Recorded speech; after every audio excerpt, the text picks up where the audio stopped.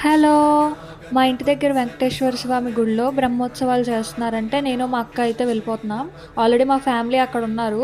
So, నేను మా అక్క అయితే రెడీ అయ్యి వెళ్తున్నాం. మేము వెళ్ళిన వేలోనే దేవుడినైతే ఇలా ఊరేగిస్తున్నారు. వెనకాతల ఇలా ప్రోగ్రామ్స్‌తో దేవుడినైతే తీసుకొని వెళ్తున్నారు. ఇంక మేమైతే గుడికెళ్ళిపోతున్నాం. గుడి దగ్గర లైటింగ్ అయితే చాలా పెట్టారు.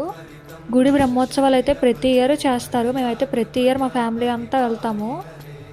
గుడైతే కొండపైన ఉంటుంది. కొండపై నుంచి మొత్తం మా ఊరంతా కనిపిస్తుంది. దేవుడికైతే లైట్స్ అన్నీ ఆఫ్ చేసి హారతయితే ఇస్తారు. మేము వెళ్ళేసరికి అది అవుతుంది.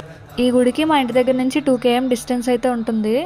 ఈ గుడి ప్రత్యేకత ఏంటంటే ఇది పెట్టింది కాదు, ఇది దేవుడు వెలిసింది. కొంతమంది కొండ తవ్వుతున్నప్పుడైతే శంకు చక్రాలు మట్టిలో వెలిసాయి. ఇంకా ఆ శంకు చక్రాలను తీసుకొని ఈ గుడి అయితే కట్టించారు.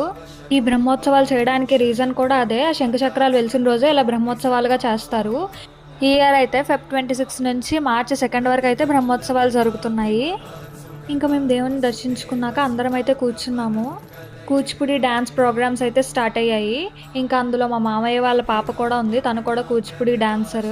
ఇంకా మా మామయ్య వాళ్ళ పాప డాన్స్ అయిపోయాకైతే నేను దేవుని చూపించడానికి మళ్ళీ గుడిలోకి అయితే వెళ్ళిపోయాను. ఎందుకంటే ఇందాక ఎక్కువ మంది ఉండడం వల్ల దేవుని సరిగ్గా చూపించడం అవ్వలేదు.